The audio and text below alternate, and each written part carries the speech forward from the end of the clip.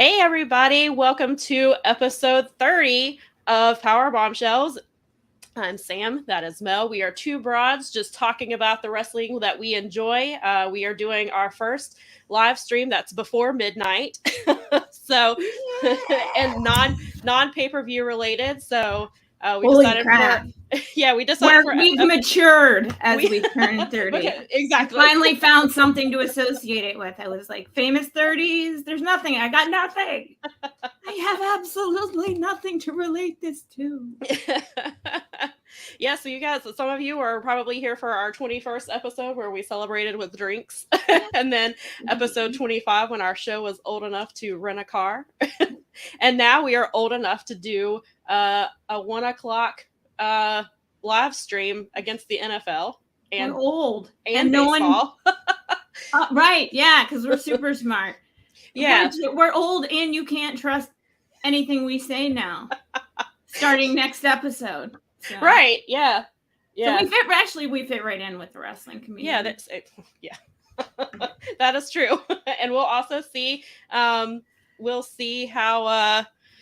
my microphone reacts today. So far so good. Actually, I take that back. Right before the live stream. It fell over one time. So I was like, it's already starting its crap. I guess it wanted to be here. It knew Brad was going to be here live, and so it was already wanting to start. It's nonsense. See, look, he's here. He's here live. He was excited about this. He was. We appreciate that. Thank you for everybody who's here with us so far. Oh, everyone got here just in time. Hey, guys. Oh, my gosh. Holy crap. My mic is always drunk, James. Yeah. Always. Yeah, last week I had to telethon it because my sound was like messed up. Oh, James probably doesn't know about the feud between Sam and his. Sorry about my overhead horn, everybody. It's really excited about our 30th. It's just giving some ambiance. That's all.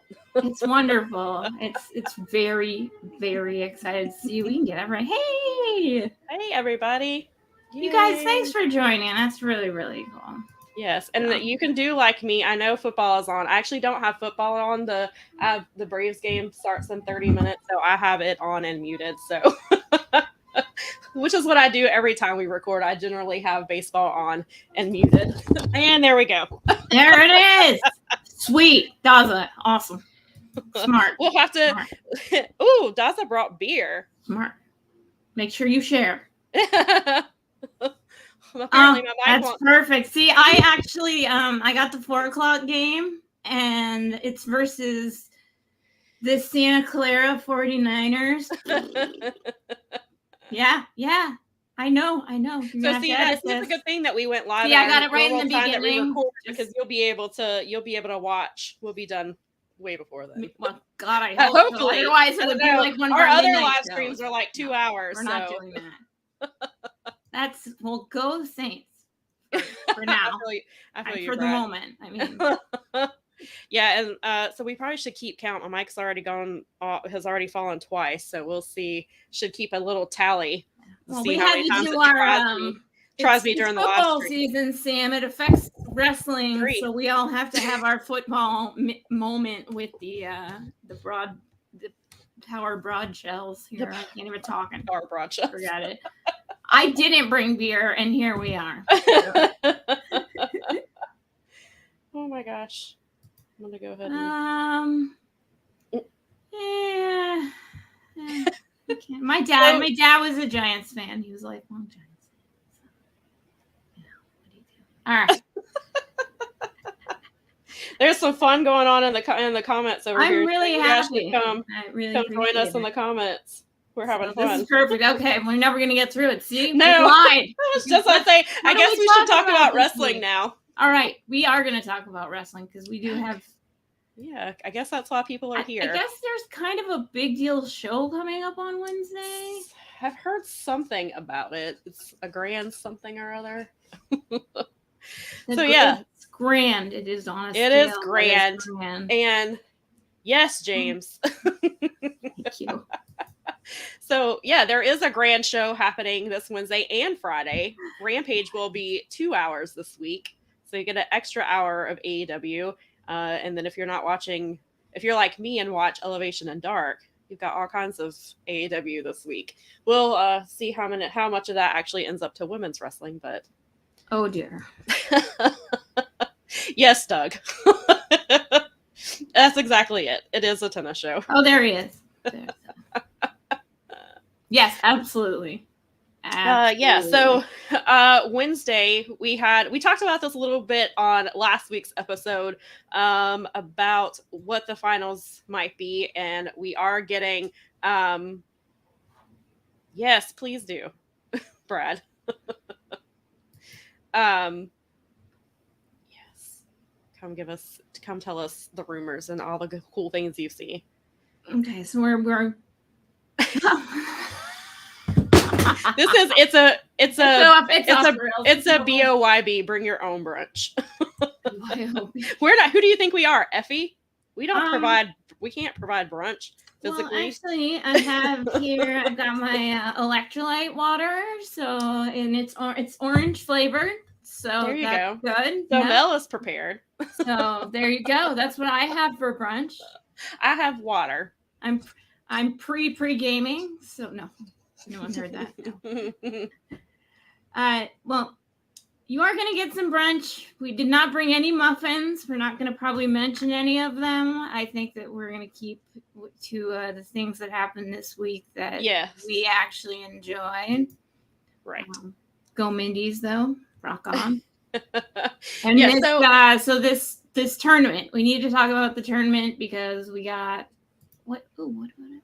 Okay. See, we have time. Thank you, Doug. Thank you for reminding us. We've got by live stream 5.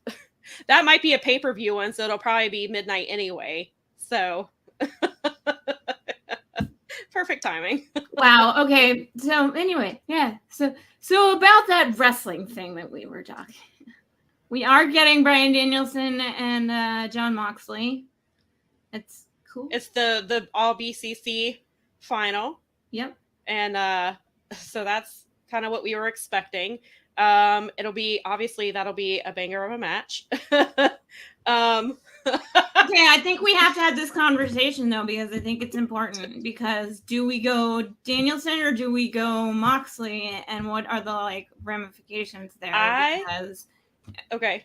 Do you want to go first? First question. I'm going to ask the first question, and so we can get it out of the way. Is, do you think that MJF is going to cash that chip in right away, No. or do you think that he's going to hang on to it for a bit? Hang on to it. Even I thought he was going to hang on even potentially past Full Gear, or do you think at Full Gear? Well, one of the questions I had, and I actually had to ask in one of the wrestling slacks I'm in, and actually I think I might have asked the group chat as well, because I was trying to remember. If they had ever specified the length that you could hold on to the chip, because they tend to cash in pretty quickly.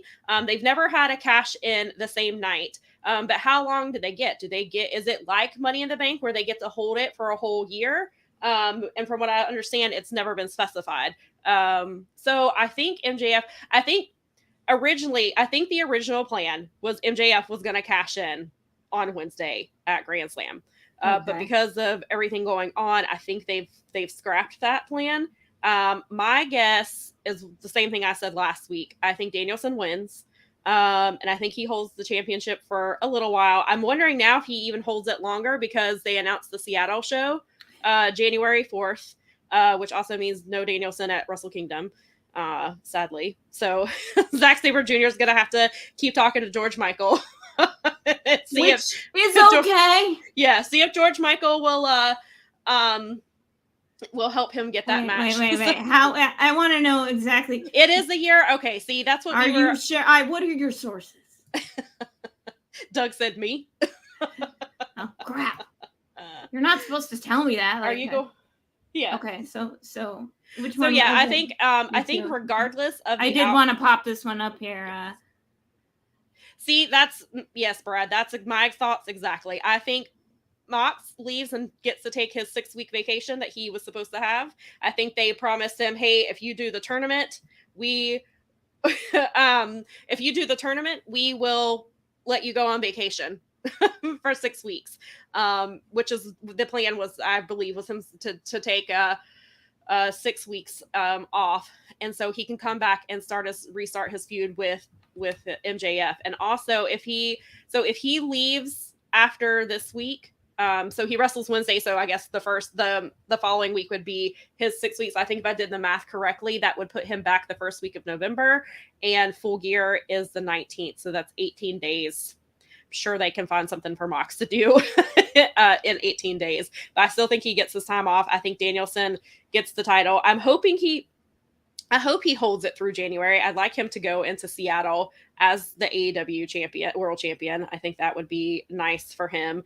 I hope it's not a short little run. I know things haven't gone exactly as planned. And we've talked about it before, how like AEW had their first 4 AEW world champions mapped out. They probably had the next 4 and then had to go off gear, or they had to go off course when CM Punk got injured originally, and obviously Mox stepped in there. MJF left for a while, and so I think that kind of threw everything off. So I think they've had to kind of readjust how they're doing things. So I really hope that regardless, I just hope Jon Moxley gets to go on vacation. Me too. I kind of like the idea. I have been talked into by my friends this week, because we, of course, in my tiny wrestling group, we have our discourse. Nice. But I've been talked into these sort of long run. I almost feel like you could do a cash in January, and then not only that, at Revolution, because I actually was like, when I can't sleep, this is actually something that is this is one of the most wonderful things about wrestling. You know what? I wanted to unless this is a friend of yours, I don't know him. He's no father figure that I'm aware of. That blue sky. But I could be, I don't know. I hear he likes to go off into like, what is it, the Lake Park District with Prince, and so he's busy doing other things. Yeah. So yeah. He's not the father figure that Zack Sabre Jr. needs. He's got faith, though. Yes, he will get to someday wrestle. Yes. Danielson. I don't think that will ever suck. You know what I would do is save that match for Forbidden Door again. Yeah, I think that's been another rumor that's come up. I would just save it. We always will want to see it. We'll never not want it. Oh, I'm sorry. My bad. I didn't mean to offend you. Hey, we need to talk about audio dramas. I think we should do a Grinch Who Stole Christmas style off the so everybody needs to look for a potential future, maybe someday we can thank you. Thanks, James. But, maybe someday we'll do a holiday audio drama of everything that's gone on over the past 7 or 8 months. Do you know how long that would take? You could just stick with 3 main stories, and it would still take 2 hours to tell that story. No, I bet you could make a really short thing out of it, where it was only like a 15-minute video that was like the Grinch Who Stole Christmas. Okay, here we are at Powerbombshells Tangent Cast again. Let's get back to the thing is. Well, see, James See, yes, this is what I'm saying. Okay, see, we'll just have all of Fight Game Media come play characters in this story. Well, and this is, of course, James is over. Yes, Doug. He's got it. See, we can workshop this. We've got time. It's September. We've got time to. We've got a whole Sam. I keep telling you, we have a whole pumpkin spice season before we need to worry about it. Okay? We do. Okay. All right. So anyway, my hope, feeling good. Danielson. I know it'll be a killer match. Yeah. I'm very excited about it. Awesome. I think it's pretty crazy that they're giving this one away, but yet again, and I think that building will probably be hot AF, so that will be amazing. Yeah, that's going to be a really good match, and they bring out the because Claudio on Rampage this week, because he mentioned that they like violence and they like beating up each other, but they also like fighting each other basically, and that iron sharpens iron, which is definitely what's I going to love happen. that. It's going to be, and I just remembered William Regal will be on commentary for this, so that should be interesting. Hopefully he will give Man in the Mask more flirty messages, which I live for. It is my favorite. Regal is like, I think they brought in Ian Riccaboni for this week's Rampage, which is a little bit of a tangent, but I think that Caprice Coleman and William Regal are my two favorite like guys that Caprice they have. Is fantastic, and I love when he and Ian are together because they just feed off of each other so well. And Ian is great because I love all of the references that he brings in, because it's like for our age group, for us episode 30 and above age group. For us 30, we're the 30 and above podcast. We represent, but we're female, so we're still an important demographic. So exactly. Yeah, we are a very important demographic. Oh, so, okay. Let's see. We got so wait. Did it go ahead. What? I clicked it. What did you click? Counter clicking. But yeah, so anyway,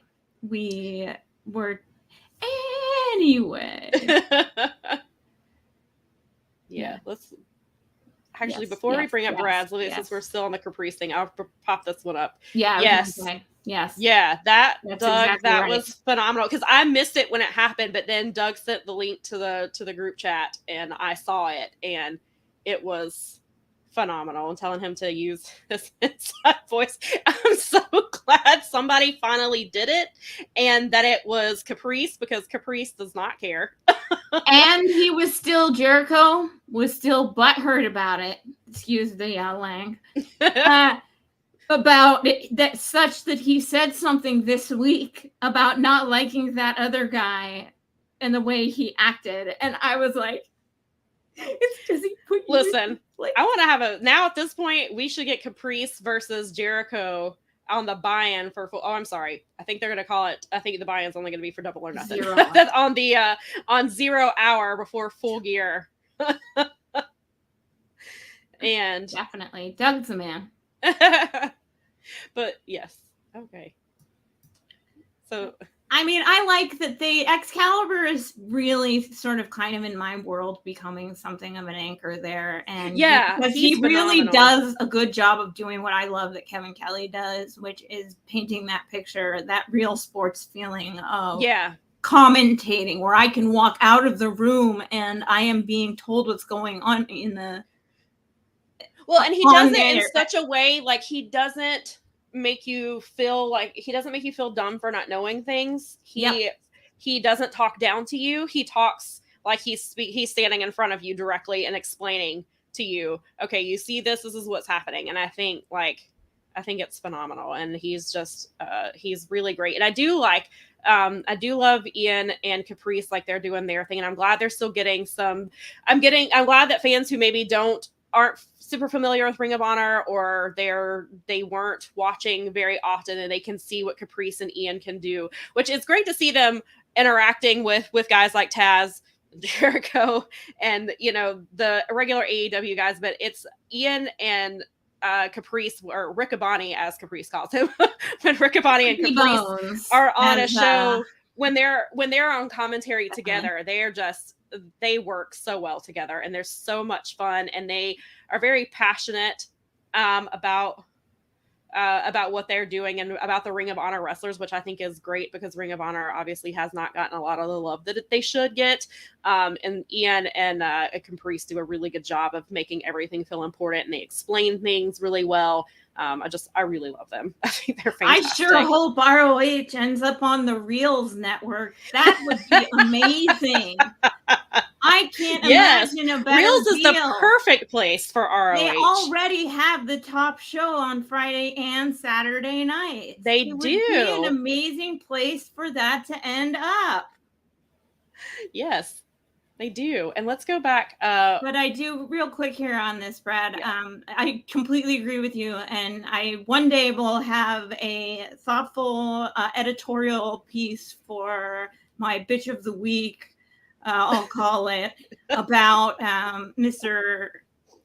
JR there, and how much I love his experience, but not what he's bringing on the table right now, or not. And yeah. But that day is not today. No, not We on have episode way 30. too much. No, but I do want to go back to this really quick. Brad brought this up about the Grand Slam show that's happening this week about the tag titles, and do they pull the trigger on a heel turn of Swerve and Lee retain by cheating or some sort if you're Danhausen, or do the Acclaimed win and turn post match? That is, I can't tell where they're going. This is one of the things. It seems kind of obvious because the Acclaimed has shirts that they're only selling at Grand Slam, and it's the I think it says "Ooh, Scissor Me, Daddy," and they made, and I was like, oh, that's interesting that it's only available there. So I don't know if it's only available there because they are going to win the titles that night, and it's going to be an exclusive type deal for them. So and it's really intriguing with the heel work that they're doing with with Swerve and Our Glory, because those are two people I never thought would be booed. And they are right. Yeah, I mean, and we never really thought the Acclaimed would take off the way that they have. But then to have Swerve and Our Glory, and I was like, maybe you lean into that. Maybe you do have the Acclaimed win here. This might be the hottest they get. Like, you never know, if the Acclaimed is something that's going to be a long-term thing as far as the fan popularity. And is this the time? This might be their only shot to give them this. And it's interesting because we've seen with Swerve and Our Glory before they were tag team champions, and actually in the match where they won the titles, Swerve considered turning on Keith Lee. So there's still that tension there. So I don't know that he will turn. I don't know that they would turn now as far as turning on each other. But I could see this question here is an interesting one, because Swerve. Well, and Swerve. Keith Lee could, because he has seen, if you go back and watch some of the matches before they were champions, Swerve definitely thought about it and nearly did it a few times. Like, he had the chair in his hand. And so, it's certainly possible that Keith Lee is like, I'll get you before you get me type of thing. And so I can't tell if the time, so the Acclaim is as big as they ever have been, and obviously a lot of people even felt so far as they should have even called the audible on the pay-per-view and just given them the belt. I don't think we can have another conversation about that. Yeah, I don't think that would have been. I do, real quick, I know we have that as another conversation, but that is not a question that should have been asked during the scrum with Swerve and Our Glory sitting right there. Well, that really irked me. You don't ask that with the champion sitting right there, because what the hell are they supposed to say? And like Swerve tweeted, we're not a charity. You're right. Exactly right. Yeah, I mean, it did force their hand as far as giving them a rematch, which I don't have a problem with. And I think it was the right thing to do, because that crowd was hot and they were pissed that Swerve and Our Glory won, which is so interesting to me, because those are two fan favorites, and they were so angry that the Acclaim didn't win that they booed Keith freaking Lee. Who does that? Which does make Swerve too, but who boos Keith Lee? Maybe that does give a little bit of a push into that. Because if they did boo them, lean into that, I guess, would be my feeling, and maybe keep them on and let them show you their their range. Those two are really talented guys. I've seen them do all kinds of stuff. I've seen Swerve so many times. Yeah, real close up, just because he used to come on Evolve. Like, he used to be on Evolve all the time. I probably saw him at every single event for 2 or 3 years. Right. So and watching what he's done in that time and being able to be out there sort of, I don't know, I'm interested because if they could do a little while, and then the Acclaimed would be knocking off heels when they actually took the belt. Yeah. If they don't do it this week, which they very well could. Yeah, it seems like maybe they are. I think I won't be. Maybe I wouldn't be surprised either way. Like it seems like they're leaning towards just putting the title on the Acclaim now because it seems like they're kind of running with what's hot, and they do tend to listen to fans a little bit more often. So I could see that. So I'm really, besides the main event with Mox and Danielson, that's the match that I'm looking forward to the most, because I don't know where they're going with it, which is nice, because sometimes it's nice to have some unpredictability, especially because 2 weeks ago when this match happened, like I never would have expected for the Acclaim to get. I knew the fans loved the Acclaim, but I didn't expect it to get to the point that the fans were like seriously, like legitimately mad that Swerve in Our Glory won. Like, so it's very interesting the way that has turned out, and so I'm really looking forward to this match, for sure. And then since there's some discussion about it in the comments, I was going to bring this up. Oh, actually, before I bring that up, I do want to talk about the golden ticket thing that they're doing, which is weird. They're doing a golden ticket match on, I believe it's Rampage, if I'm not mistaken, and it's Penta versus Hangman Page versus Jay Lethal versus Lance Archer, and then the winner of that match is the number one contender, which also leads me to believe that MJF will not cash in right now because they are doing the golden ticket match, and so too many gimmicks. Yeah, so I don't overdo it. Listen, I love tournaments, but this is too much. AEW is using it as a crutch. I know things got taken like way off course from what their plan was, but I don't like the tournament. I think there's just too many tournaments, and they wouldn't do, if they were going to do a tournament, the tournament we all know should have been for the women's title. No, they couldn't do that one though. which we talked about on a couple of episodes, that it should have been. Is it a battle royal, Brad? Okay, I heard part of it. I was also doing, what was I doing? I don't remember. And I missed the announcement. I was watching, but I somehow got distracted. So Brad said he thinks it's a battle royal, which is still along tournament lines, but this might be so battle royals slightly different from what they've been doing, but they've been doing some battle royals lately too. So it's really interesting. I get what they're doing with the number one contender. They really, at this point, should probably just get rid of the rankings, because they're not rankings. There's rankings. Yeah, apparently there's these things that they. I thought they quietly decided that there weren't rankings anymore. Yeah. Wait, they're all in the match? Because I saw the graphic that's being shown on AEW's Snapchat said that it shows the 4 of them. So maybe, am I confusing it with something else? Maybe I am. Maybe. What does this say? Yeah. There's so many tournaments and championships that I can't keep track anymore. I don't think Tony can keep track. No, go watch either. Cobra Kai. You'll get all the stuff that you want. But yeah, so I had one back in here. Did you want to talk about the Jamie Hayter push? Yeah, I want to get to it because I was going to mention I was going to mention it anyway. They are doing, yes, I think James is right. Tony is making it up as he goes. Yes, absolutely is what it feels like. Oh, all right. So I think there it is. Number 4, I believe. I caught it that time. But yeah, we made it pretty far, and if I was a voter, I would definitely vote for you. I appreciate that. Just so you know, we'll just have the 5 game media feud of the year. Maybe I can do the PWI 500 or whatever. There you go. Or we'll just we'll have a 5 game media. So much more legitimate. There we go. That would be a legitimate feud. Yes. Then it would be the legitimate international feud of the year. There we go. I like the sound of that. I do. I enjoy that. There we go. Yeah, so we're doing another Fatal 4-Way for the women. Because it worked so well at All Out. We're just gonna have another one. It just I said it on Twitter and I'll say it here. It's extremely lazy. It shows me that they don't care about the women's division.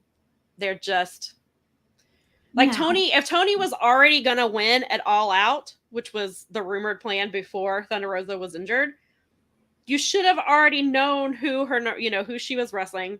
She didn't wrestle Nyla, which is a surprise because Nyla always wrestles the women's champion right after they win. So maybe we get her versus Nyla at some point. But yeah, it just seems like they have no plan in place for Tony. They just keep putting her in 4-ways. They swap it out. I mean, it's really, like he said on the media call, it didn't take him long to come up with the original match for All Out because he took the 3 women who had been feuding together and then put Shida in it because everybody loves Shida. So, and he's like, ta-da, here's your match, instead of doing a tournament, and having the finals be at Grand Slam this week. We're not doing that, but now we get a fatal 4-way, and then they've changed it around a little bit. So it's slightly different from the match that we got it All Out, but it goes, people are getting louder and louder that the women's division has no direction. Tony doesn't care about them. I don't necessarily think that is true, but when he keeps booking it like this, it feels like the women are an afterthought. Because he's got stuff, he's got the plans laid out for how he's handling the world championship. It seems like he's got a plan in place for the tag team champions now. Pac is gonna eventually wrestle Orange Cassidy for the All Atlantic title. Jade is seemingly going towards 50-0. She's got Diamante is actually getting TV time, so I will praise him for that. Yeah, that was good.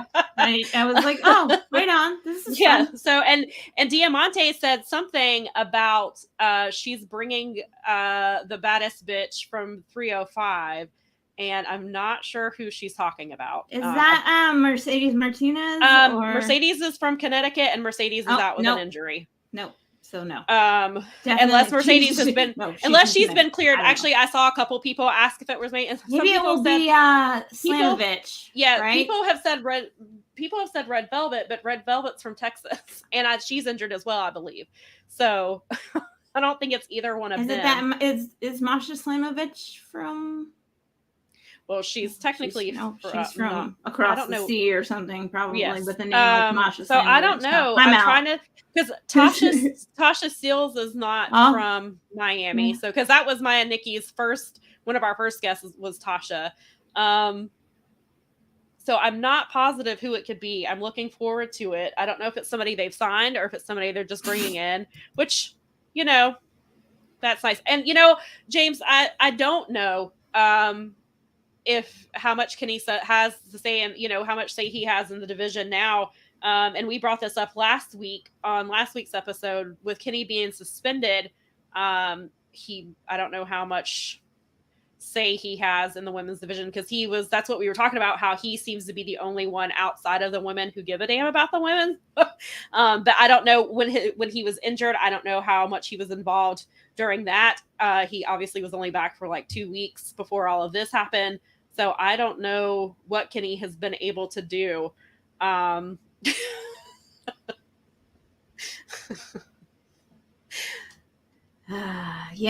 wow.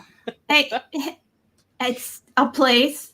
CJ Perry is in Nashville. You've lived near the sea before, just because you're in the desert now or whatever. Santana Garrett is working for Triple H. He did hire her a couple of weeks ago.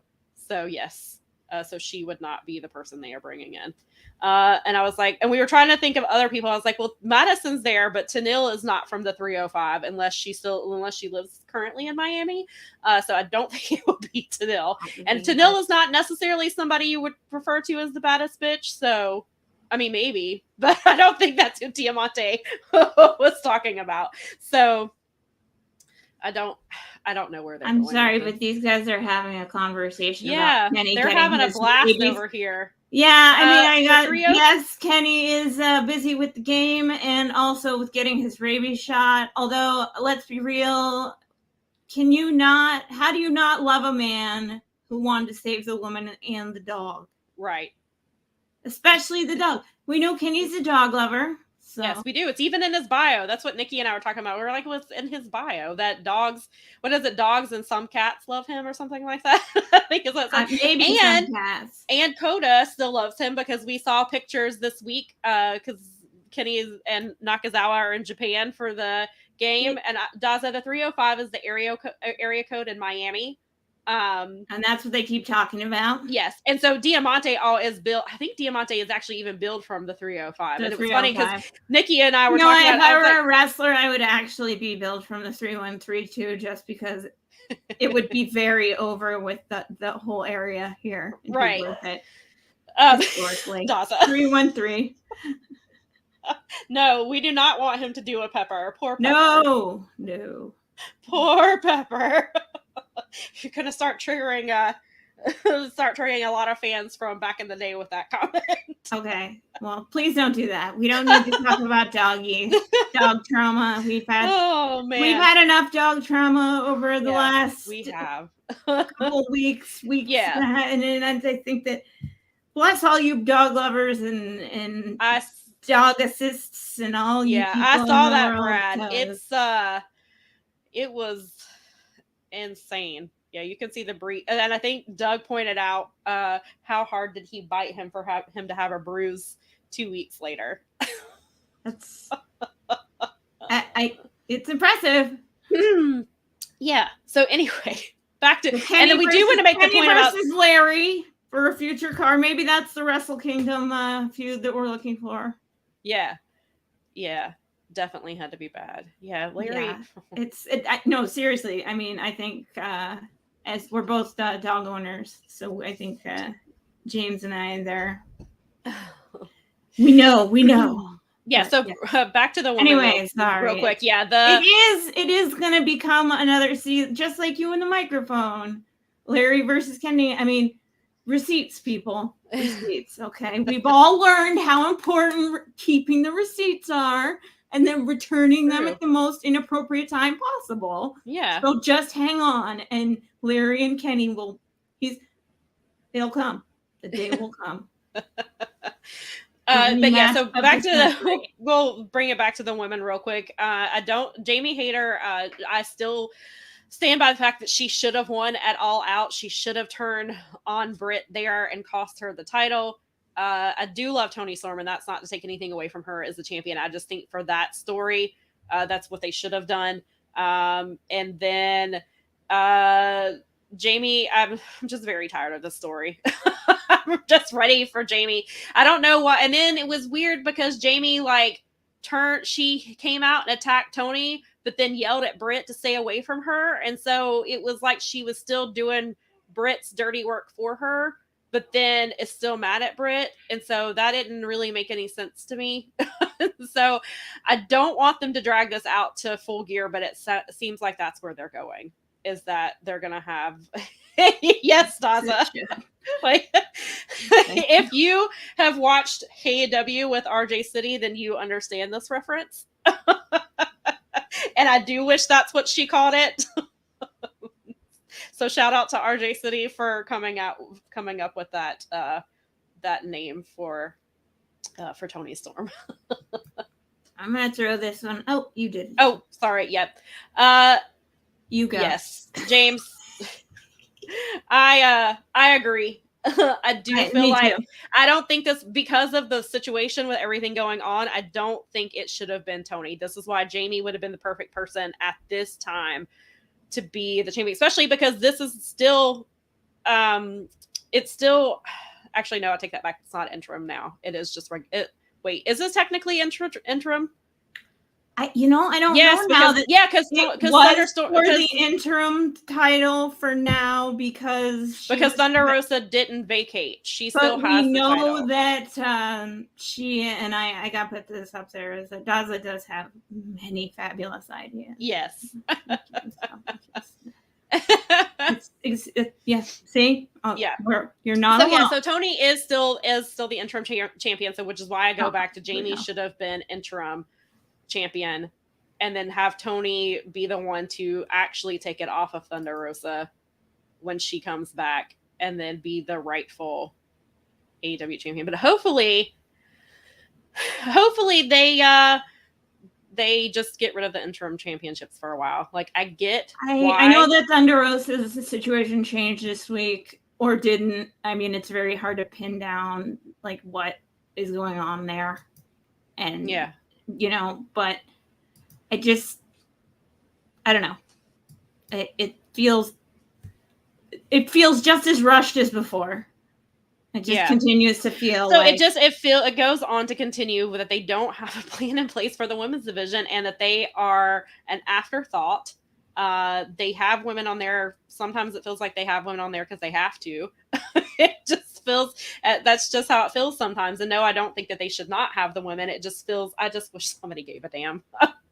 And I hope Madison Rayne can do some stuff for the women. I wish they would hire Maria and get some creative direction in there for the women.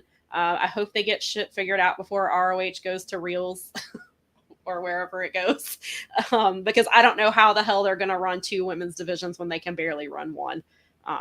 Which I know I know I'm a broken record on this, but until they fix it, we're going to keep having to have this conversation. Unfortunately. And so Miley apparently agrees.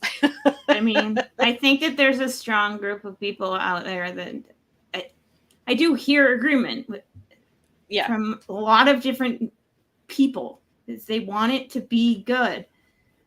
What's this? Yeah. What you got? So I guess that's we'll move on to some other exciting things before we end up, because we could spend a whole live stream talking about the women and how they're booked. And we have spent a long time talking, and we are going to continue because Sam will continue to be on the media call until she's uninvited from the media calls.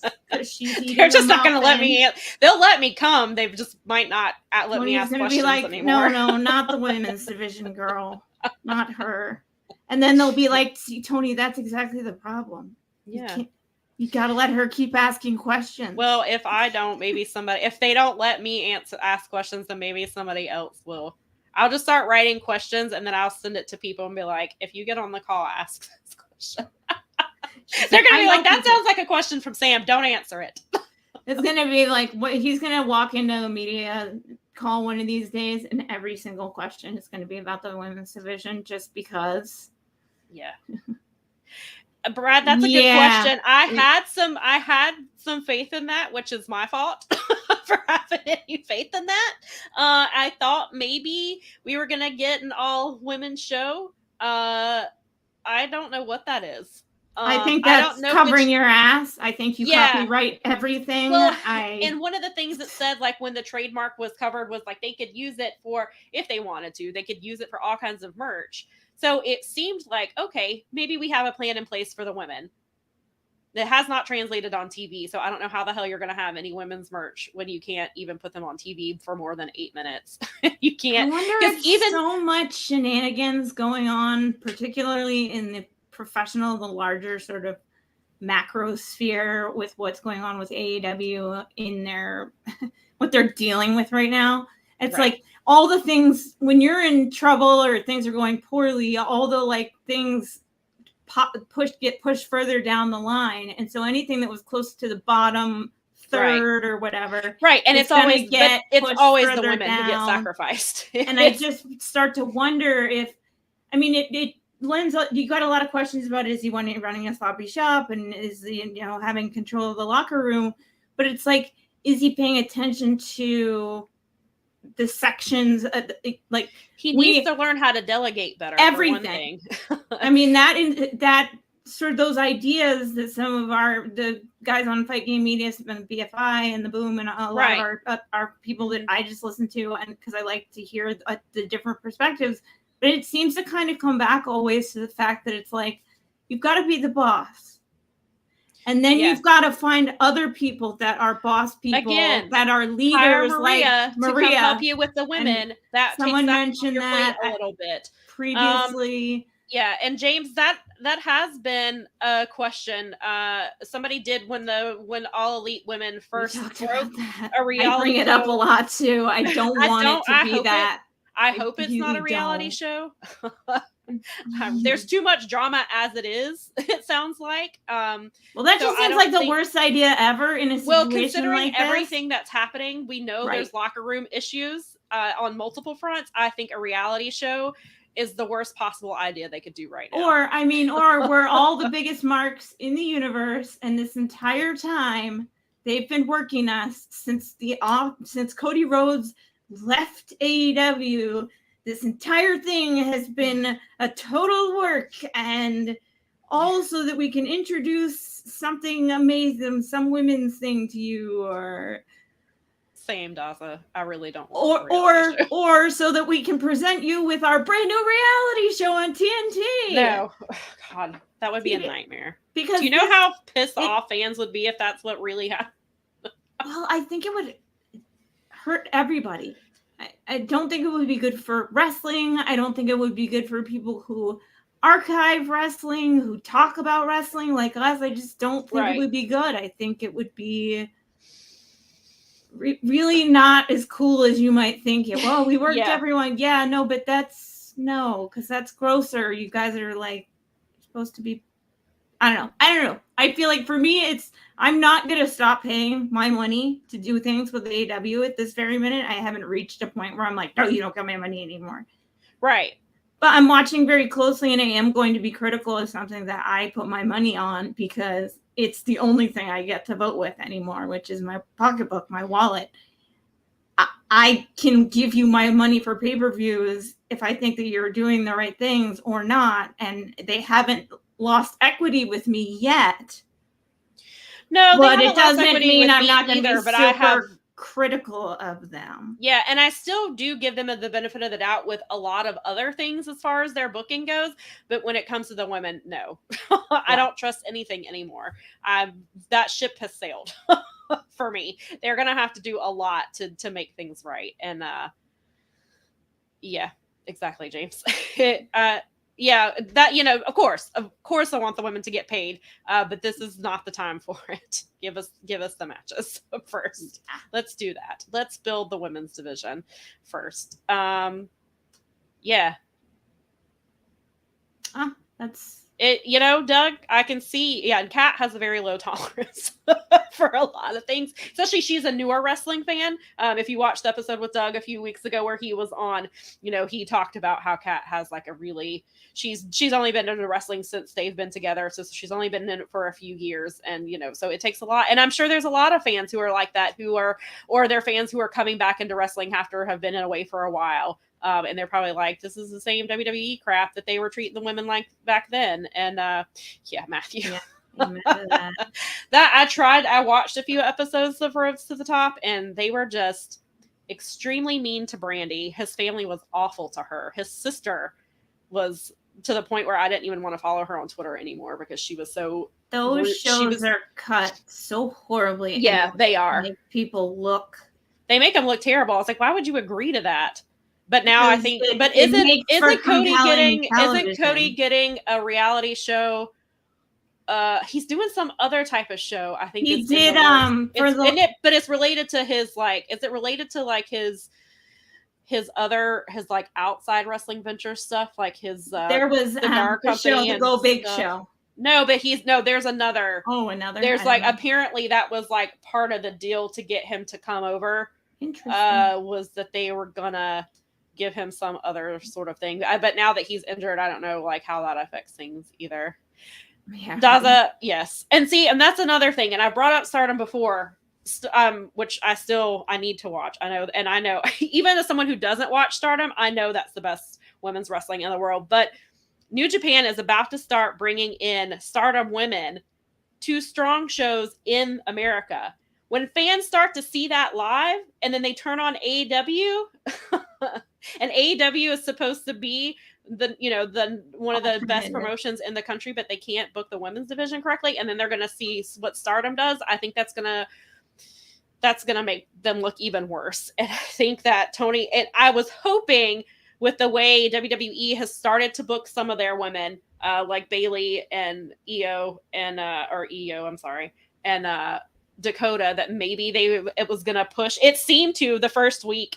The women came on earlier, had like a 12-minute match. So I thought maybe they were going to do better. I thought it was going to push them. I was hoping that maybe the Stardom women would being in America would push them, but at this point, I don't know what will push them, honestly. I mean, they're growing the over 50 bracket, though. Yay. They probably were, Brad, because they film everything for a show. WWE. That wouldn't surprise me at all. That has a very Hard Knocks feel to it. If you're an NFL fan, Hard Knocks. Sadly, to me, in my mind, it's like if you're on Hard Knocks, it's because your team isn't doing so terribly well. I'm surprised the Panthers haven't been on Hard Knocks unfortunately, yet. this season they're probably going to be on their next season.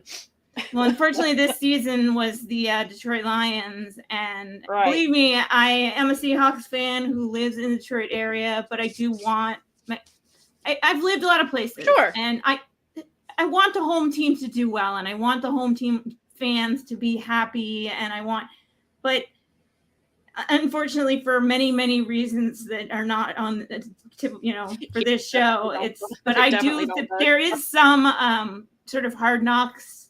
Yeah. Or how the F1 show the Formula One show does follow people's growth. That was, I think, what Ultimate Fighter sort of did actually, propel, where it's like watching someone where you were like, I saw them from the beginning, but the same thing happens with like the Young Lions, for example, or with Strong and the juniors division. And I know that even Dave and Garrett had talked about the possibility this week of Dark and Elevation becoming more developmental. And it kind of is, though, because it gives but really they're not necessarily trying to make it that way. Well, and so it's living in this weird sort of like ambiguous it's not like space. Of course, not every company can have a PC where these people are going.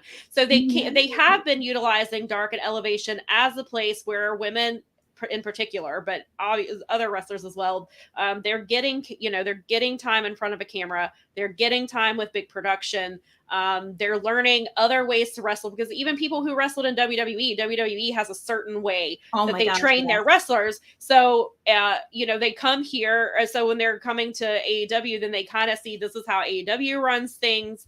They're giving independent wrestlers a platform, they're giving them a paycheck. And so I think, but I do understand, and maybe they do make it a little bit more developmental, or at least Dark, or like one of the two shows might be more of that. But as somebody who watches every week, there is some of that developmental stuff there, and it is to get people, and then of course it is for people who can't fit on TV, that they put them on there. I mean, the factory practically lives there. Serpentico lives there. So that's where Serpentico has wrestled the most matches in Dark history. I can't even imagine. I can't remember what the number was at the time, but it's more than that now, because he's still doing that. And then they and then that's where I get to see the wingmen sometimes. I get so there is some there, and I think maybe, but they've got to figure out what they're doing there with their women's division before they can even figure out if they're going to have a developmental, or they just need to they'll have to do something. But yeah, so all right. Where are we? Where are we in the Yes, so we'll get to so we're gonna move away from AEW for a minute. And so I'm wearing my, you can only see part of it, but I'm wearing my Johnny Wrestling shirt. Brad, why are you bringing up this conversation? Hold on. Because that's a really good question. I want to answer it. So hold on. Before we get to Johnny, I will answer Brad real quick. I don't know. That is a question that I see a lot of people ask Brad. Willow is, I think they've mentioned it before, and so have I, she's sunshine in a bottle. She is the biggest baby face not signed to a company. She might be the biggest baby face, period. She's delightful. She can wrestle. She will pounce you. And poor Penelope got pounced into the bottom rope on Rampage. But Willow is incredible, and I don't understand why she's not all elite. I'm guessing she's on the ROH side of things, but ROH is... That doesn't seem like the right place for her. No, she should be on TV. TV? She's got a TV that personality. Is true, Doug. She does finally have a shirt. She got a shirt last week. Yes. This last week's for the wingman this past yesterday, the day before, whichever. This most recent Friday, the Rampage, her match, that was a lot of fun. It was. I really enjoyed it, and I get excited. I mean, you mentioned her to me for a lot of time, and then I saw her in a couple of shows during WrestleMania weekend. We were watching all the independent promotions, right? But, man, she just she takes advantage of her TV time. She's I'll be on TV. I'm going to show you. She Clark Connors that. Gonna Clark Connors that. Yeah. She totally did. This past Friday, she came out there like he did at Forbidden Door. I'm gonna soak up if I get 2 minutes on TV, it's gonna be the 2 greatest minutes of all time. You kind of have to start paying those women attention, but I mean, give those women the mic, I guess. She's somebody that I always see people on Twitter get excited about. When Willow is going to be on TV, people are talking about it, especially because, I mean, I know, of course, a lot of the people on Twitter, they follow indie wrestling, so they're familiar with Willow. Willow is... Yeah, and I think Willow is somebody that stands out to a lot of people. She doesn't look like anybody else. Nice. She has a great personality. She's so much fun.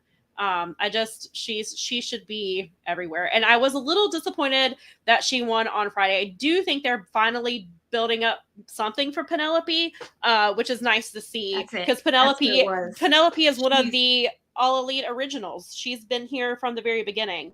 She has turned, as a wrestler, as a talent, I have completely gone from not really giving much of a hoot what she does to being very interested in what she does, and she's very talented. She can, mix tag. She can do all these other things. She did that hardcore match a few weeks back. That was one of the best matches I've seen. Right. She is she's now in my realm of this is someone I want to see on the TV doing the stuff that she's doing. The reason I think I like that match so much is because it felt like, cool, they're letting these 2 people with very distinctively different gimmicks and slightly different styles do a match. And I just thought it was a really, I don't know, maybe that one almost felt like it should have been on Dynamite to me, not on Yeah. Rampage. I mean, well, they are. I will say that, they live is live, right? Yeah, but as Tony has said, now that a lot of his stars were hurt at the same time, so he kind of had to do what he could with Rampage, and it kind of just became obviously a thing where it was, people are losing interest, and so now that he I got your joke, Doug. Well done. And I agree 100% that they're both very underrated. And I like that he's still coming out with her with the box, and he's still coming out with her, which is something he's always done. So his Wilson. Yeah, his Wilson, yes. But I forgot where I was going. Sorry. No, it's okay. No, I wanted it because of Penelope and putting things on TV. Yeah. Yes, the Rampage. Yes. It seems like it's going to be a priority again.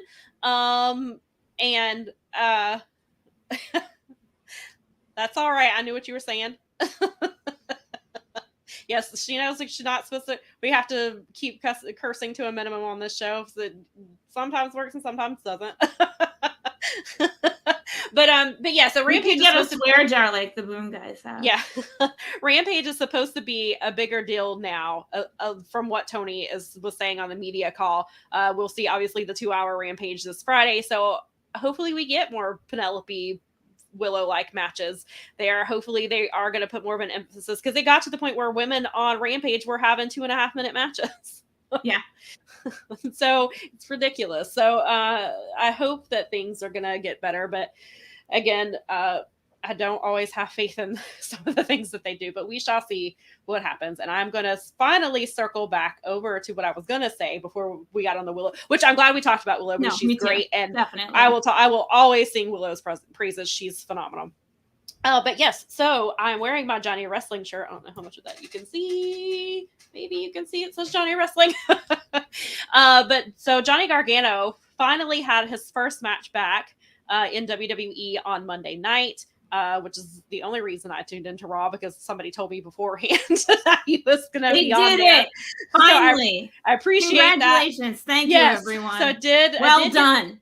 Thank you. Yes. Well done. And on top of that, because when they brought him back, I was not thrilled that they seemed to be putting him with Theory.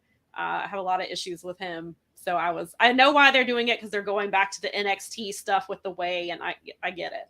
However, I was not excited about it. So I was glad that his first match back was against Chad Gable.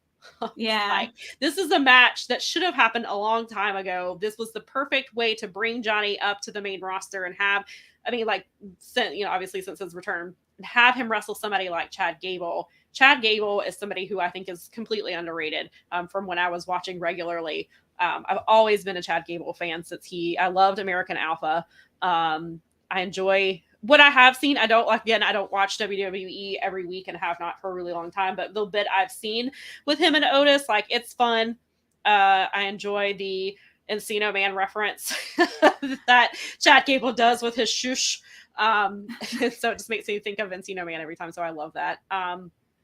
No, Doug, he has not been Shorty G for a while. He's been Chad Gable since before I stopped watching. I think they finally gave him his name back. I would almost search that out. That sounds like a good. No, that match actually sounds. Oh, I wrote an entire. I think it was still writing for Fansided at the time, and I wrote about how I refused to call him anything but Chad Gable, and how they should just let him be Chad Gable. That was not a good time. I was so mad at them for doing that, because it just takes away from, and it just goes back to the WWE thing where they've always focused on wrestler height and body and what they should look like, and he clearly is not that what they think most wrestlers should. If he was taller, I think they would have pushed Chad Gable to the moon a long time ago. But because he's not, and because he's built the way he is, certain people disregarded him. But so I'm glad to see that he's a fun, like, he's like a heel type character, but it's comical and it's interesting. I enjoyed what I have seen of it. I haven't watched a lot of it, so maybe it gets annoying after a while.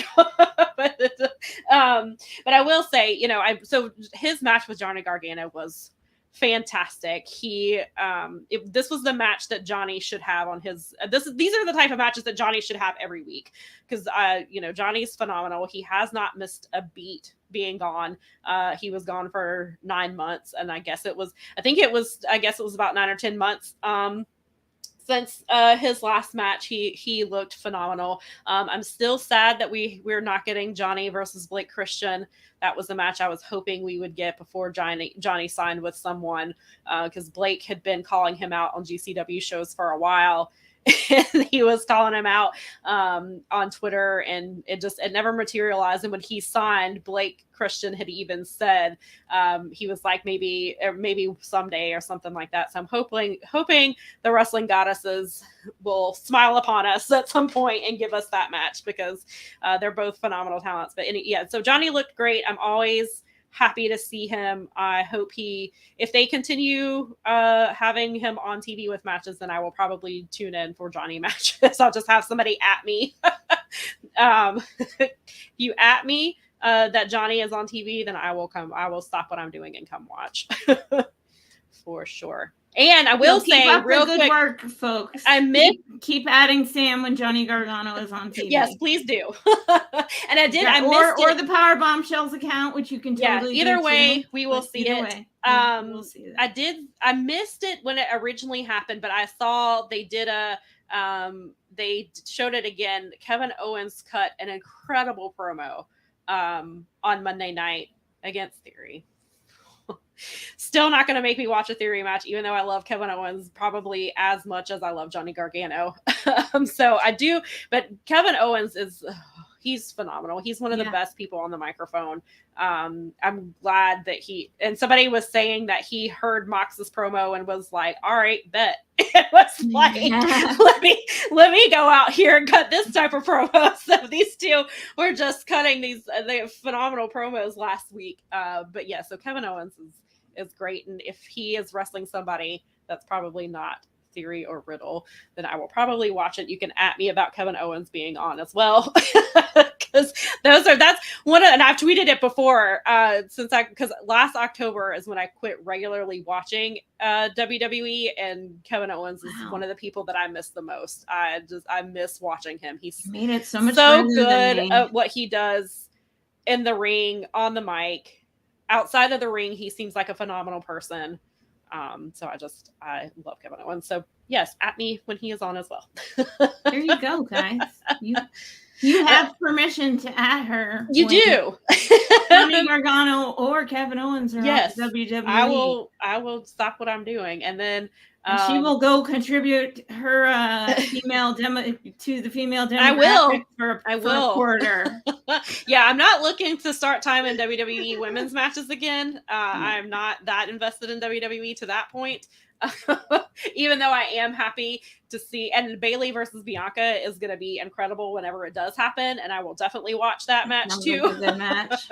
That's going to be phenomenal when that happens, as well. And then I did, well, real quick, I guess before we get on to the next thing, I did see the NXT kind of hinted black and gold. They have changed their logo 1 year to the day that NXT 2.0 debuted.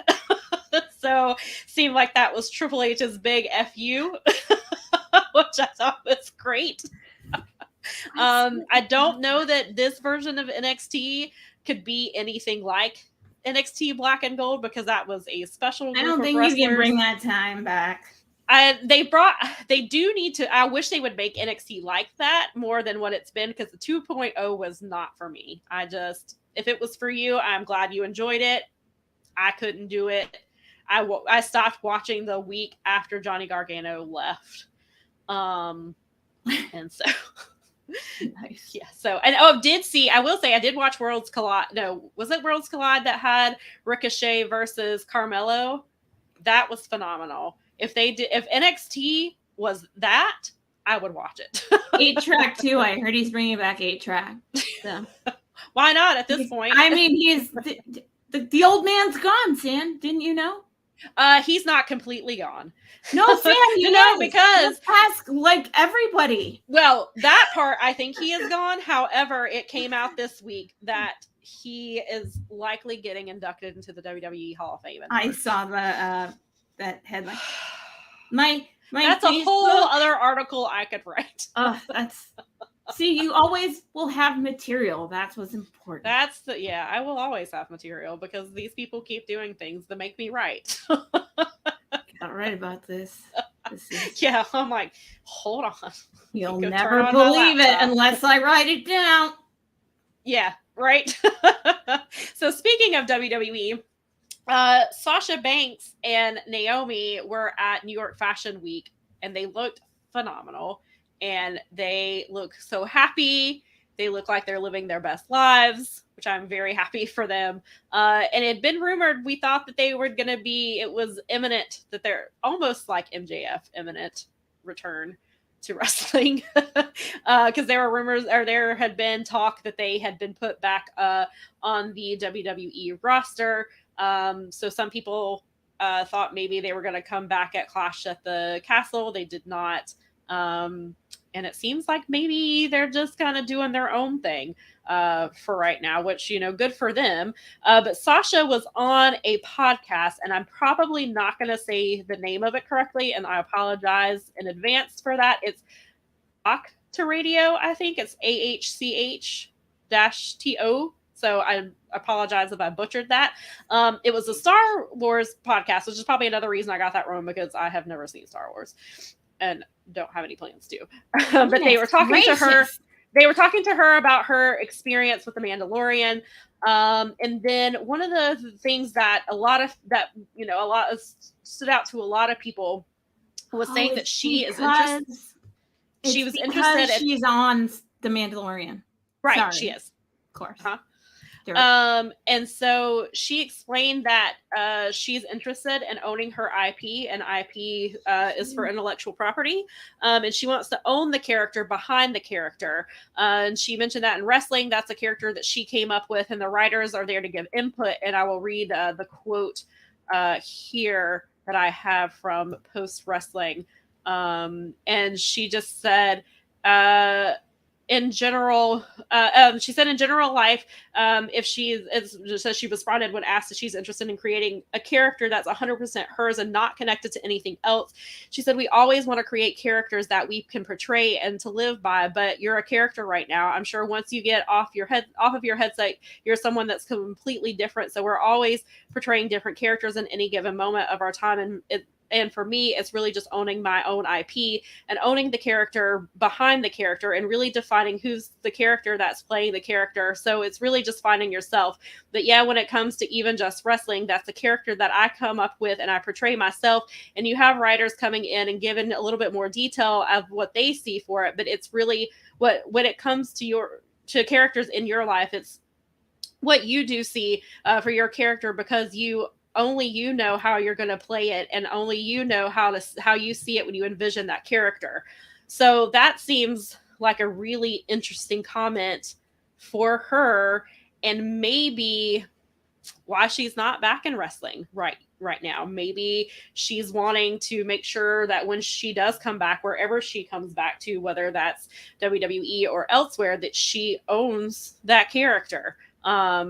So I think that's, a really interesting and kind of where her mindset is right now, and probably her mindset even before she parted ways with WWE, that this might also be, what her mindset is now coming into this. So I thought that was a really interesting. It seems like Sasha has or even Mercedes rather, she has a very particular, maybe not plans, but she has very particular wants for what she wants from a character, and it seems like that's also, and she was clear to say, in wrestling as well. So maybe not just in Hollywood and the films and the that she's getting to do. It seems like in WWE or whatever, like in whatever wrestling promotion she ends up in, that's something that's very important to her. And I think maybe that's another reason it's taking her a little bit longer to come back, because people have been expecting her to come back any minute. And so it seems like maybe she's taking her time, deliberately taking her time, and making the right decision for her.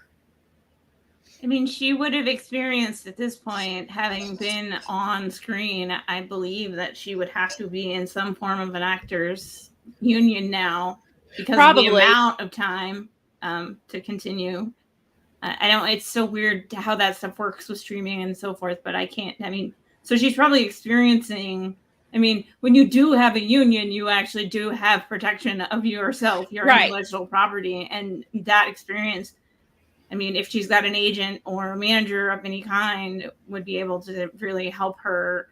Yeah. I think that they need to be careful with that, because especially WWE, because if you let one in, you open the door, and I think that they will be but I like, it's somebody that people like a lot, and it's somebody that people respect a lot. Yeah. And it's somebody that, you could end up with a whole bunch of non-wrestling Star Wars fans getting on her side for this one, because she's a big deal. She is a big deal. And she keeps adding to her brand outside as Mercedes. Adding to. I've seen everything Star Wars, so I'm literally the opposite of Sam. So. Yeah, and I don't mean that as any shade. It's just never something I've been interested in. But it just shows, and it also kind of goes back and it shows you, because of the big, there's obviously the wrestling universe, there's the Star Wars, there's Star Trek, there's, all of these different things, and there are people within them who, I think the situation kind of comes up in all of these fandoms, really.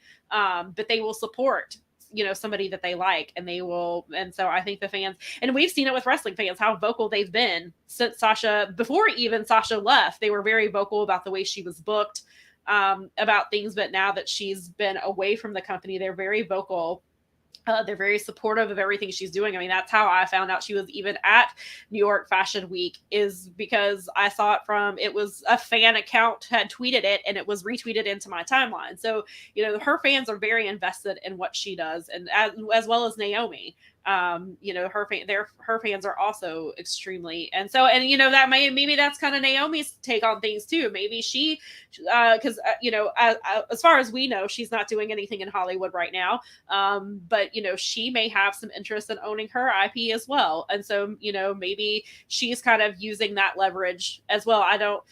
So it's really interesting. And another thing, Sasha has mentioned, like, or Mercedes rather, has mentioned, that she's doing some other things. She specifically brought up the music space, and she's focused on being the way Post Wrestling has it is she's focused on being somewhat of a of a director. And it sounds like maybe she's directing a music video as well. So it seems like she's really branching out into all of these different venues. And we've talked about that before when we've talked about her being gone, and whether we thought maybe she would head to Japan, because she's been very vocal about wanting to wrestle in Japan. Yes, Brad. Yeah. I'm not in the Star Wars fan base, but I have seen just it can get it's the same BS. It's just a different shift. It's about Star Wars. It's about wrestling. It's about Marvel. It's about it's about every there's a lot of fan toxic.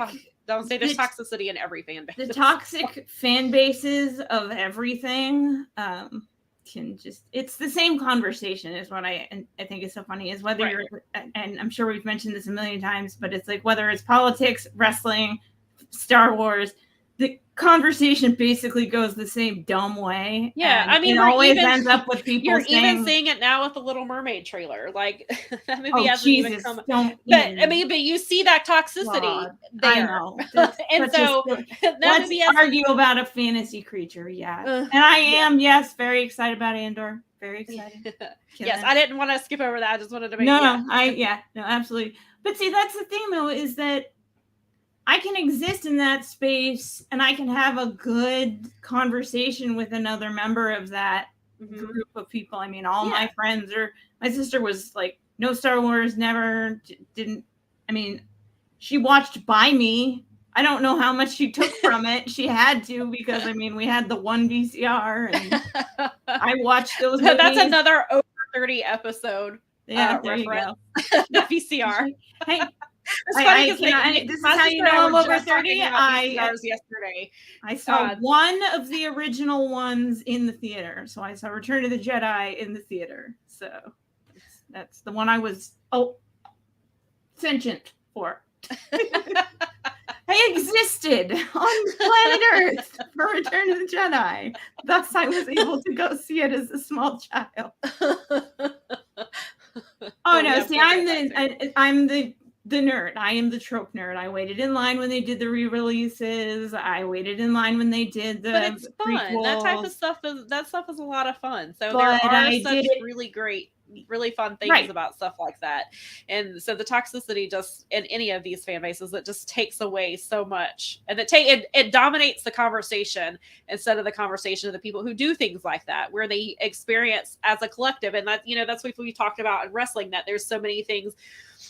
I won't, harp on the CM Punk stuff too much, but when he first came back, like that was a collective experience for a lot of wrestling fans, which is and so things like that don't happen a lot in wrestling, but that was the thing that we collectively, like, even if for those of us, # not in Chicago, for that, we collectively experience that and that doesn't happen that much. And so when it happens in any fandom, really, that have these collective experiences like that, it's really cool, and it adds to the magic of whatever the fan base is, and it kind of for a minute makes you forget about the toxic crap that's out there. I actually highly recommend, and I'll probably do a more in-depth, we can talk about it next week, but I don't know, I'm sure many of you are familiar with Jay the Great Fowler on Twitter. He's a big time member of the community, and he's going through some crazy life knife's edge life stuff on the regular, but he's also one of the most positive people on Twitter that I've seen on any Twitter. And they finally put together an article sort of about his story that he kind of kept everybody apprised of, and said, I making sure that this is my words and my thoughts, and didn't want the article to come out until he was satisfied with it. And it actually dropped this week, and I got part of the way through it. Highly recommend that everyone go read it, because it does actually sort of break down what we're talking about right here. And I think it is sort of a good way, getting towards the end, of talking about the fact that there's, exactly what Brad said right there. That is what the real group of people that most, the people that are hanging out here today, the people that like to hang out in the Facebook group, the people that you have in your wrestling chats that you have, that's the people that matter. And I think in the case of something like Sasha, what's nice about that is that you get that group of people from wrestling, and because she does have there is that in the Star Wars community, you have things like the 501st, which is a group of cosplayers who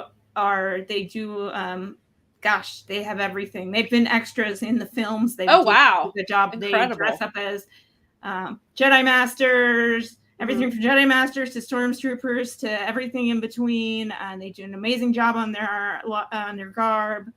But the 501st entire intent is to go around doing charitable event work where they show up and at a charity event, a charity auction, or they go visit kids in a hospital, or they, awesome.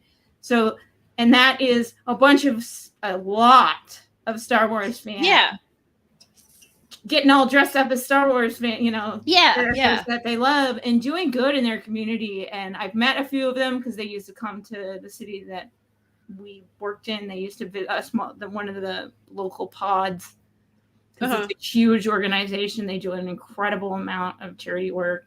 But people like that, those are the people I think that in a case like Sasha's, because she is so well respected and people do love her, I think that a lot of people are going to go, no, she's right.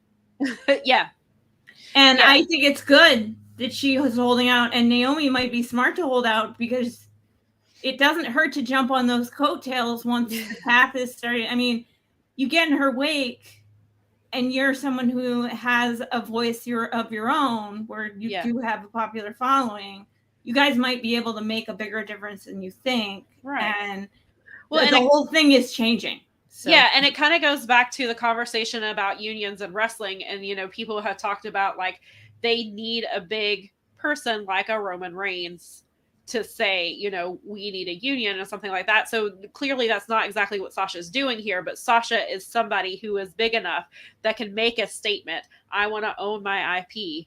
I want this, this, and this. Naomi can now also say, I also want these things. In addition, I would like this.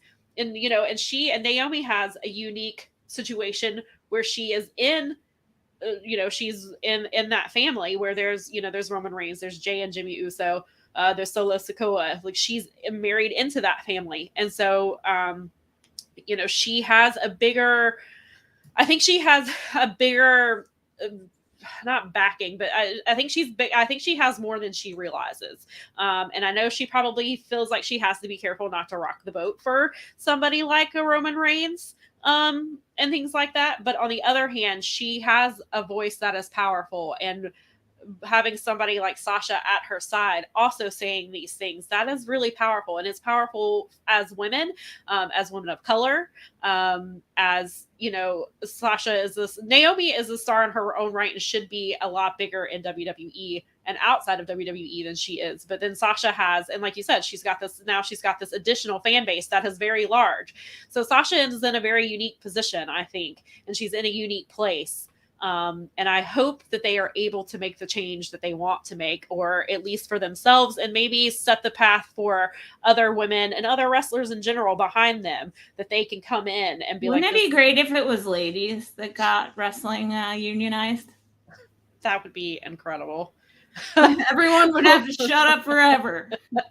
They wouldn't. You only can collectively hey, brother, you can only collective bargain because of me, all right? Right? Just shut up. That's incredible.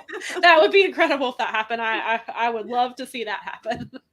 I mean, because that's essentially what she's doing in a weird way, because by owning your own IP, you're effectively saying that because she can't be the only one allowed to do that. So if they're going to let her back in with all those rights, that's 8 billion lawsuits. Well, and they can all, and then people can come, if she's successful in that, then other wrestlers can come to her and she can be like, this is what I did. This is the lawyer I used. This is the paperwork that I had. Oh yeah, lawyers are always looking for a way to get themselves over as a specific. not Mark Sterling in this case. No, nothing else. A real bona fide lawyer. Real, yeah, not that guy. So I'm very interested to see what Sasha and Naomi do next, and what they do in wrestling, because they could end up doing a lot of things that are powerful, not only for themselves, but other women of color in particular, just wrestling in general. It would be, I hope that they are successful in whatever it is that they want to do, because they're phenomenal and they deserve it. Agreed. So yeah. So what do you think? I think that might be a good place to cut off. I think so. I think that might be a responsible place to end the podcast. I think so. So yeah. So thank you all for coming to hang with us and for the conversation. You definitely made it a lot of fun. I really enjoyed talking to all of you, and I'm so glad. And you were talking amongst yourselves, which was great too, and having these conversations. So that's really cool.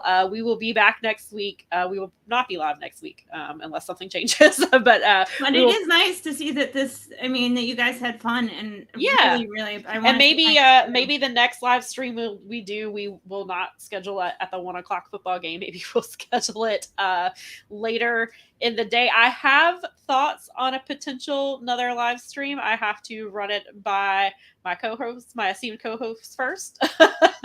I think she will probably be on board with it. Then we have to get other people on board with it. So it's so I do have plans. So hopefully so I'll talk to them, and hopefully we will let you know soon. Daza makes a very good point. That's a very excellent point. Yes, we do have. Right. We talked about time zone math, I think, in the last episode. Yep. So yes, this is a good time for the UK. So yeah, we try to keep that in mind too, because we know, like, people on the West Coast, it's brunch time for them. For you, it was dinner time. In Hawaii, they're not even awake yet. In Japan, it's tomorrow. Right. So almost. We may play around with time some just to kind of see where we go. Maybe we just stick with the 1:00 time, because that's when we film time anyway. Is a human construct, and it is a human construct. But yeah, so we are planning to do another live stream that is not revolving around a pay-per-view recap, even though we do enjoy those. But we're gonna kind of play around with it. But next week we will probably be back at our regular show, not a live stream. But definitely make sure that you are following Powerbombshells on Twitter. And thank you for correcting me. That's awesome. I'll have to make tea next time. I'm a tea fan. I've gotten into herbal teas the last year or so. So I'm still very much into Southern tea. I always will be into Southern sweet tea, just because it's pretty much what my blood is made of at this point. Yeah, but I do try to get some of those herbal tea over there. But yes, so and make sure that you are following Fight Game Media on Twitter, Facebook, YouTube. Like we say every week, there's a lot of really talented people who are putting out a lot of really great content. Some of it is free stuff. And then some of it is just $5 a month on the Patreon page. There's a lot of, and we've talked about it before. They cover basically everything you can think of is covered. There's WWE, there's AEW, there's New Japan, there's Strong, there's Joshi Wrestling. Everything is covered. There's something for everybody for $5 a month. And again, like I said, there's a lot of people who put in really hard work to get content out for you every week. So make sure you subscribe. I already paid mine because I love everybody. Me too. And also just because I binged myself too quickly through Cobra Kai season 5. Garrett and Chris over there do a Cobra Kai podcast coverage. They've done the entire Miyagi-verse at this point. So if you're that kind of nerd like me, that's also available there. There's a lot of little fun things in there too. Watching some special events or things that relate to, again, combat sporting, whether it's they're completely. We have the premier name in Joshi Wrestling. Right now. Yeah. They do, definitely. Our, They do our women's our Joshi and so forth coverage is stellar. So it is. Get in. It here. is. Yeah, so definitely. So again, so thank you again for all of your support. Thanks for hanging out with us today. If this is your first episode or you've been here all 31 episodes, we appreciate you. My microphone is holding it together, so I think we only got to 4 little scuffles today. So I have to keep it. Maybe I'll just start tallying it every week. Oh, and also I forgot, we have an audio option now. Oh yeah. I've been tweeting about it all week, and I forgot to mention it on here. But we almost was going to, and almost forgot, and remembered again. So if you prefer audio to video, then we do have an audio option now on Podbean. We put up episode 29 last week. We may get around to putting up some of the other ones. It also depends on what the capacity of Podbean is. But for right now, we're trying it out and just seeing if that's something that you guys are into. We would love your feedback if that's something that you like. Yes, please. Please give us your feedback on that. So this episode will eventually be up on Podbean as well. Even though the video maybe is one day you could read all the comments, and so you don't get that on the audio. There we go, Daza. Maybe one of these days we'll talk the big boss man into getting a bunch of like co-hosts from the shows to talk about a movie that everyone that Patreons vote on or something. Yeah, that would be cool. Because if it's all about Star Wars, though, I will not. Well, no, it doesn't have to be. I know I can watch. I was gonna say I can watch. I will not be able to participate. We can watch 90210 too. You guys go. We could. I could get. See, we have ideas, and you can tweet us your ideas about shows. Like gay media people are on top of everything. Yeah, and so tweet us, you can always tweet us your ideas and show topics and things of that nature. So. But yeah, so again, thank you guys for hanging out with us. We appreciate it. We'll be back next week. Make sure that you're following us on social media so that you can find out what it is we're doing. And make sure you come over to Instagram, because Instagram needs some love, and I got to post some more pictures over there. But that's something that we're trying to work with as well. But yeah, so I think that is all for today. And thank you again. And we hope that you have a good week, and we will see you next week. Bye. Bye.